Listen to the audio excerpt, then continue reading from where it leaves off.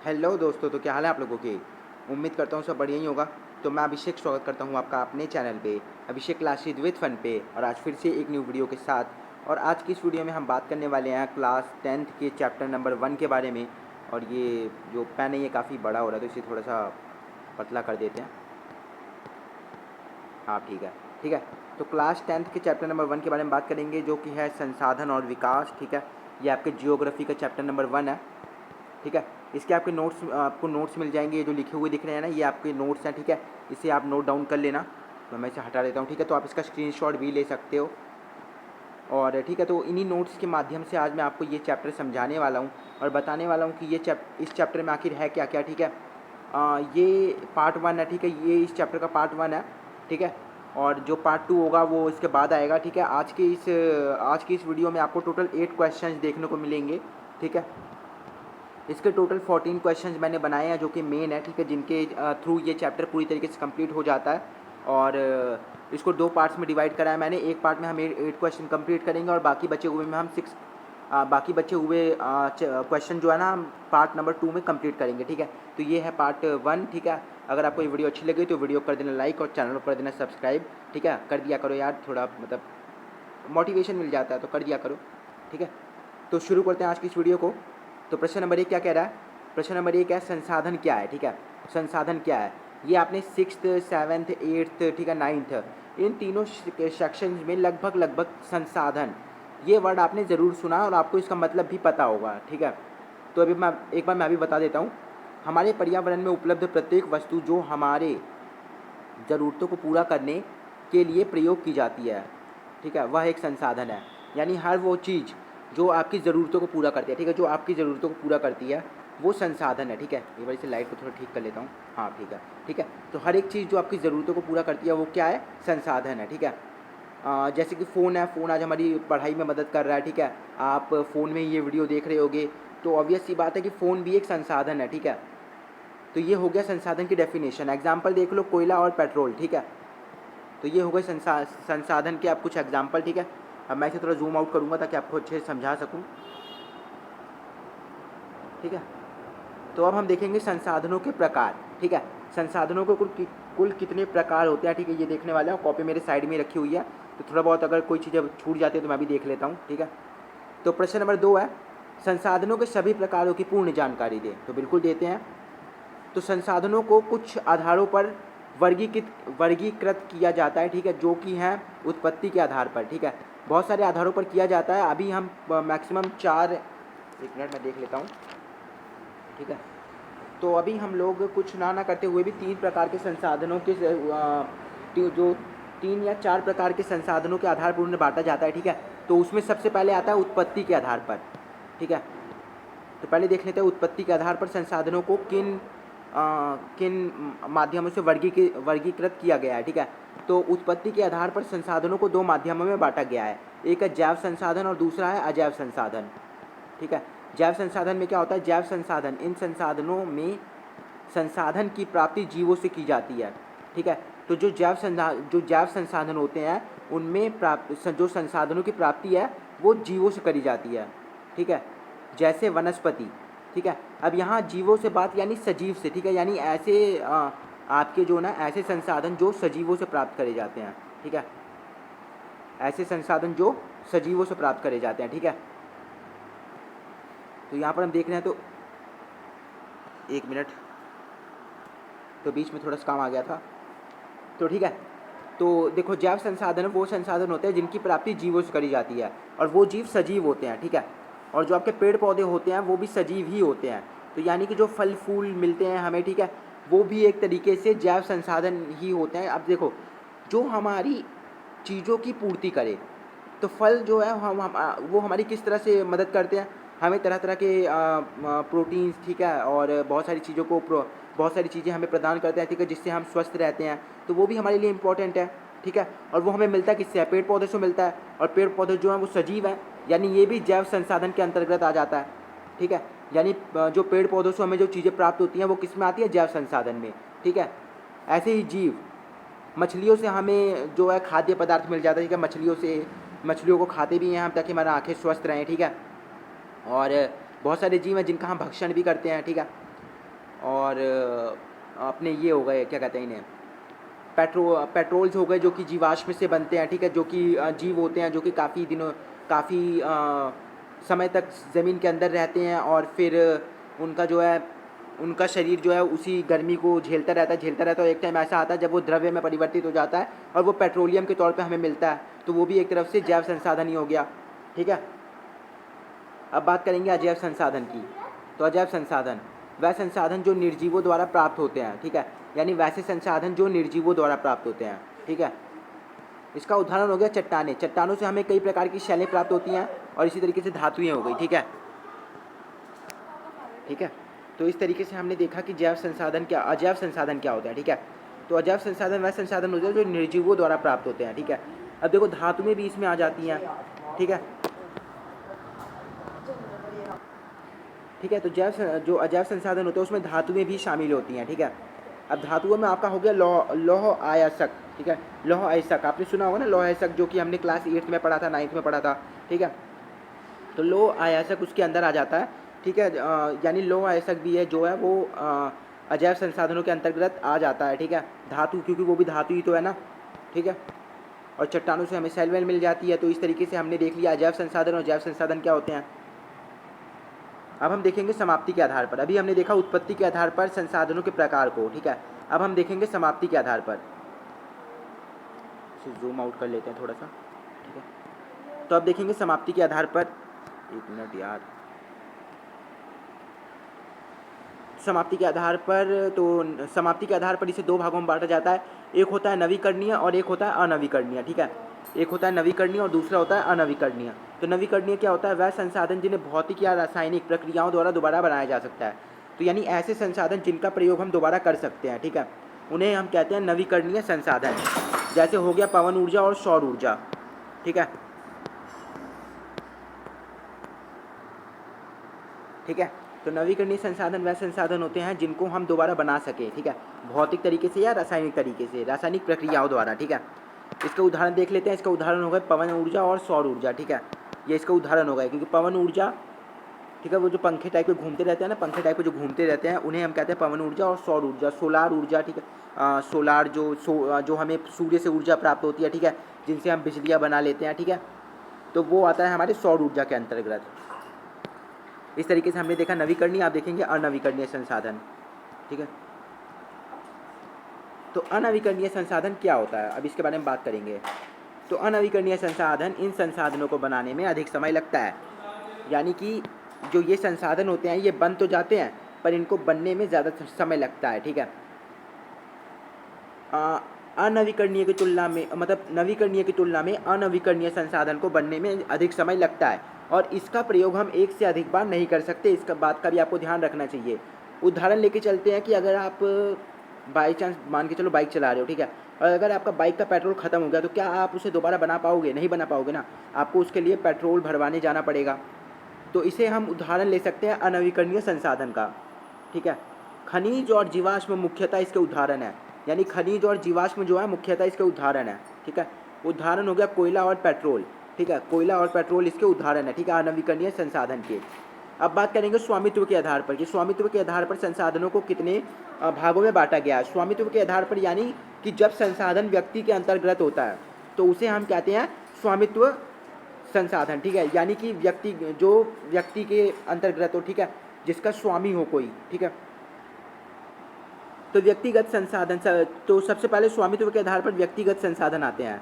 तो ऐसे संसाधन जो किसी एक व्यक्ति के अधीन हो, ऐसे संसाधन जो किसी एक व्यक्ति के अधीन हो। ठीक है, व्यक्तिगत संसाधन व्यक्तिगत संसाधन में व्यक्ति अपने संसाधन दूसरे व्यक्ति को तभी इस्तेमाल में लाने देता है जब वो कर चुकाते हैं। ठीक है, तो एक व्यक्ति तभी दूसरे व्यक्ति को उस संसाधन का फ़ायदा उठाने देगा जब वो कर यानी टैक्स चुकाएगा। ठीक है, जब वो टैक्स चुकाएगा।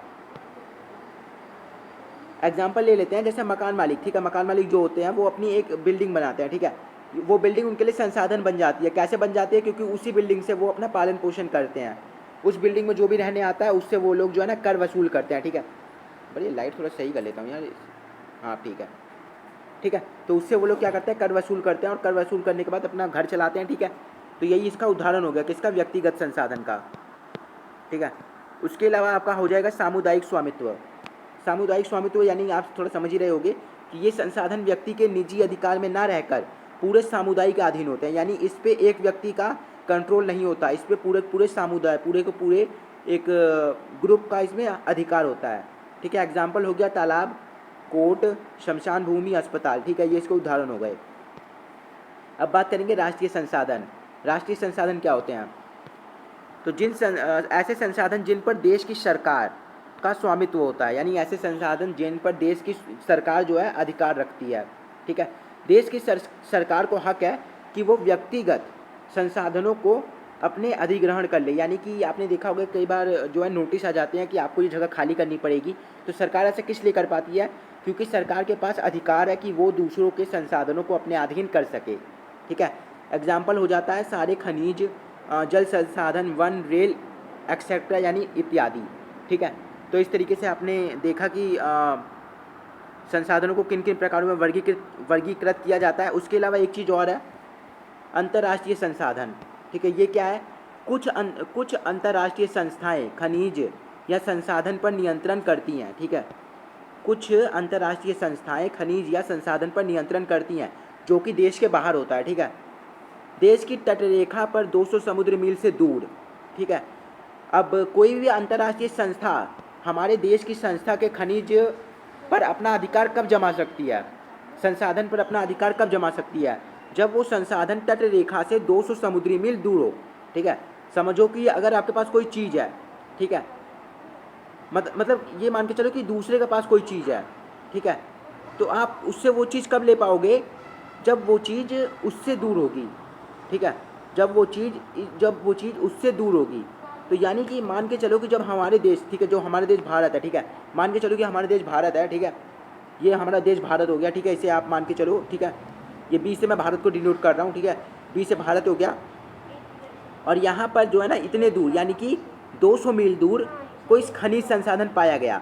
ठीक है, मान के चलो कि ये भारत है, ठीक है, और 200 मील दूर कोई संसाधन पाया गया, तो उस पर किसका हक होगा? भारत का हक होगा? नहीं, भारत का हक नहीं होगा, उस पर हक होगा अंतर्राष्ट्रीय संस्थाओं का।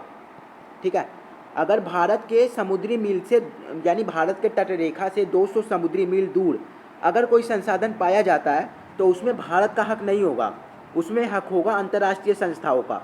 ठीक है, तो उम्मीद करता हूँ आप समझ गए होंगे। तो इस तरीके से आपके जो है ना संसाधनों के कुछ प्रकार कंप्लीट होते हैं। ये कुछ ज़्यादा ही जूम आउट हो गया यार। ठीक है, तो अब बात करेंगे विकास के स्तर पर। हाँ ठीक है, तो अब बात करेंगे विकास के स्तर पर, यानी जिस हिसाब से विकास हो रहा है उस हिसाब से संसाधनों को किस प्रकार वर्गीकृत किया गया है। तो विकास के स्तर पर संसाधनों को संभावी और विकसित संसाधन के रूप में वर्गीकृत किया गया है। ठीक है, तो वह संसाधन जो किसी प्रदेश में विद्यमान है पर उनका उपयोग नहीं किया गया हो। ठीक है, यानी वह संसाधन जो प्रदेश में विद्यमान तो है लेकिन उनका उपयोग नहीं किया गया। ठीक है, उसे हम क्या बोलेंगे? संभावी संसाधन बोलेंगे। ठीक है, और एक है विकसित संसाधन, तो वह संसाधन जिनका सर्वेक्षण किया जा चुका है और उनके उपयोग की मात्रा निश्चित है। ठीक है, विकसित संसाधन यानी ऐसे संसाधन जो कि मिल चुके हैं। ठीक है, संभावी संसाधन क्या है? वह संसाधन जो कि किसी जगह है। ठीक है, संभावी संसाधन का मतलब वो किसी जगह पे है ज़रूर पर उनका उपयोग नहीं किया गया। क्यों नहीं किया गया? क्योंकि हमारे पास टेक्नोलॉजी नहीं है। ठीक है, क्या नहीं है? हमारे पास टेक्नोलॉजी नहीं है। अब टेक्नोलॉजी और संसाधन ये दोनों एक दूसरे से बहुत ही ज़्यादा रिलेट करते हैं। ठीक है, क्यों रिलेट करते हैं? क्योंकि जो टेक्नोलॉजी है उसी से हम संसाधनों की प्राप्ति कर सकते हैं। ठीक है, बिना उसके संसाधनों की प्राप्ति की ही नहीं जा सकती। तो जब तक आपके पास कोई प्रौद्योगिकी यानी कोई टेक्नोलॉजी नहीं होगी तब तक आप संसाधनों का प्रयोग नहीं कर सकते। उदाहरण के तौर पे आप मान के चलो कि अगर कोई किसी जगह पे तेल का कुआं मिलता है तो उसे निकालने के लिए हमें मशीनों की ज़रूरत पड़ती है, यानी कि हमें टेक्नोलॉजी की ज़रूरत पड़ती है। पर अगर वो टेक्नोलॉजी हमारे पास नहीं होगी तो हम उस संसाधन से वंचित रह जाएंगे। ठीक है, तो इस तरीके से हम कह सकते हैं कि जो हमारा टेक्नोलॉजी यानी जो प्रौद्योगिकी होती है वो भी बहुत ही इम्पोर्टेंट है। ठीक है, तो संभावी संसाधन वो संसाधन होते हैं जो कि हैं परंतु उनका उपयोग नहीं किया जा सकता, और विकसित संसाधन वो होते हैं जो कि हैं और जिनका हम उपयोग भी कर सकते हैं, परंतु उनका उपयोग हम अभी नहीं कर रहे हैं, ठीक है, क्योंकि इनकी मात्रा निश्चित है और इन्हें भविष्य के लिए बचा कर भी रखना है, इसलिए विकसित संसाधनों का अधिकतर उपयोग नहीं किया जाता। अब संभावित संसाधन के उदाहरण देख लेते हैं। तो अब हम लोग देखेंगे संभावित संसाधन के उदाहरणों को, ठीक है। तो संभावित संसाधन के उदाहरण कौन कौन से हैं? भारत के पश्चिमी भाग, ठीक है, जो भारत का पश्चिमी भाग है, राजस्थान और गुजरात, ठीक है, वहाँ पर सौर ऊर्जा और पवन ऊर्जा अधिक मात्रा में संभावना जताई गई है उसकी, ठीक है, यानी संभावना जताई गई है कि उस जगह पे पवन ऊर्जा और सौर ऊर्जा बहुत ही अधिक मात्रा में उपस्थित है, परंतु, ठीक है, परंतु अभी उसका उपयोग नहीं किया जा सकता। क्यों नहीं किया जा सकता? क्योंकि अभी हमारे पास टेक्नोलॉजी नहीं है, ठीक है। जब टेक्नोलॉजी आ जाएगी तो हम उसका उपयोग ज़रूर करेंगे। इसी प्रकार से विकसित संसाधन के उदाहरण, तो विकसित संसाधन के उदाहरण वह उदाहरण जैसे कोयला और पेट्रोल, ठीक है, और आज इन्हें बचा के भी रखा जा रहा है। इन्हें क्यों बचा के रखा जा रहा है? क्योंकि आज इनका बहुत ही तेज़ी से उपयोग हो रहा है और इन्हें बचा के रखना भी बहुत ही ज़्यादा इंपॉर्टेंट है, ठीक है। तो विकसित संसाधन वह संसाधन होगा जिनका सर्वेक्षण भी किया जा चुका है और जिनको उपयोग की मात्रा निश्चित है। आपने इसका उदाहरण भी देख लिए, ठीक है। तो इस तरीके से आपके जो जितने भी टाइप्स थे संसाधन के वो यहाँ से कंप्लीट हो जाते हैं। अब बात करेंगे भंडार क्या है, ठीक है, भंडार क्या है। एक मिनट, ये क्वेश्चन नंबर 3 है आपका, ठीक है। भंडार क्या है? तो भंडार पर्यावरण में उपलब्ध वह पदार्थ, ठीक है, जो मनुष्य की आवश्यकताओं की पूर्ति कर सकते हैं, परंतु प्रौद्योगिक, ये देखो प्रौद्योगिक का मतलब होता है टेक्नोलॉजी, ठीक है, प्रौद्योगिक यानी टेक्नोलॉजी की कमी के कारण हम अभी उन संसाधनों से वंचित हैं, ठीक है। यानी कि भंडारण है जो पर्यावरण में उपलब्ध है और मनुष्य की आवश्यकताओं की पूर्ति कर सकता है, पर टेक्नोलॉजी की कमी है ना भाई, टेक्नोलॉजी की कमी है जिस कारण से हम लोग उसका उपयोग नहीं कर पा रहे हैं, ठीक है। अभी हम उन संसाधनों से वंचित हैं, ठीक है, अभी हम उन संसाधनों से वंचित हैं क्योंकि हमारे पास टेक्नोलॉजी नहीं है। यही अभी अपना भंडारण कर रहे हैं और ये जो जो मतलब कि जो संसाधन है जिनका हम अभी प्रयोग नहीं कर रहे हैं वो बाद में हमारे काम आएंगे, ठीक है, और वो अपना भंडारण कर रहे हैं, यानी वो एक जगह पे जमा हो रहे हैं, ठीक है। अब बात करेंगे संचित कोष। तो संचित कोष क्या होता है?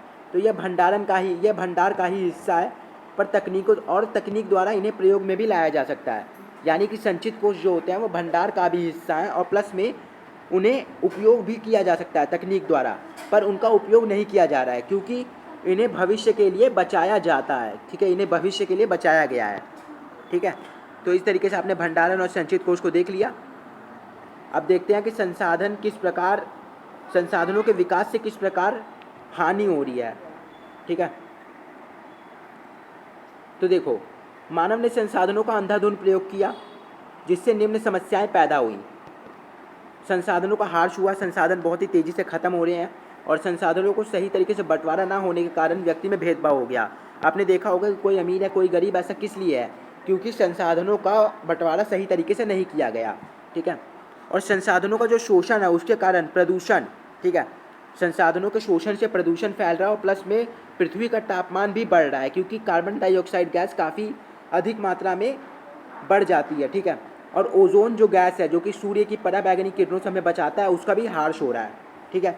तो संसाधनों के विकास से निम्न यही समस्याएं हैं जो आपने समस्या ये देख रहे हो, यही उत्पन्न हो रही हैं, ठीक है। अब बात करते हैं सतत पोषणीय विकास, ये क्या है, ठीक है, ये प्रश्न नंबर 6 है आपका। तो सतत पोषणीय विकास, तो सतत पोषणीय विकास बिना पर्यावरण को हानि पहुंचाए विकास हो, ठीक है, यानी कि बिना पर्यावरण को हानि पहुंचाए विकास हो, ठीक है, एवं संसाधन का उपयोग सही ढंग से हो, यानी कि पर्यावरण को कोई हानि भी ना हो और संसाधनों का सही ढंग से प्रयोग हो ताकि आने वाली पीढ़ी भी उसका उपयोग कर सके। इसे हम क्या बोलेंगे? इसे हम बोलेंगे संसाधन पोषणीय विकास, ठीक है।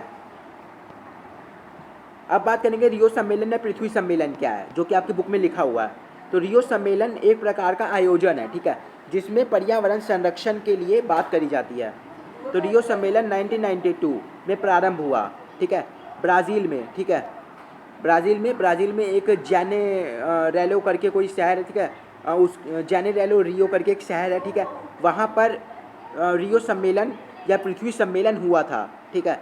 कब हुआ था? 1992 में, ठीक है। इसका आयोजन पर्यावरण में संरक्षण हेतु हुआ था, यानी कि पर्यावरण में लोग मतलब कि जो पर्यावरण है उसे बचाया जाए, इससे रिलेटेड इस आयोजन में बात करी गई थी। इस आयोजन में ग्लोबल वार्मिंग, प्रदूषण जैसे मुद्दों पर बात होती है, ठीक है। यानी जब भी कभी भी रियो सम्मेलन होता है, अभी 2001 में भी हुआ था, ठीक है। अभी हाल 2001 में हुआ था, कब कहाँ हुआ था? साउथ अफ्रीका में, ठीक है, रियो सम्मेलन। तो कभी भी रियो सम्मेलन होता है तो वहाँ पर पर्यावरण संरक्षण की बातें करी जाती हैं, ठीक है। अब अपने लास्ट क्वेश्चन को देखते हैं, जो कि आज के पार्ट का लास्ट क्वेश्चन है कि एजेंडा 21 क्या है, ठीक है। तो एजेंडा 21 एक घोषणा है जिसे यूएनओ के सम्मेलन में स्वीकार किया गया। अब आप लोग पता करना कि यूएनओ की फुल फॉर्म क्या होती है, ठीक है। इसका मुख्य उद्देश्य सतत पोषणीय विकास को बढ़ावा देना था।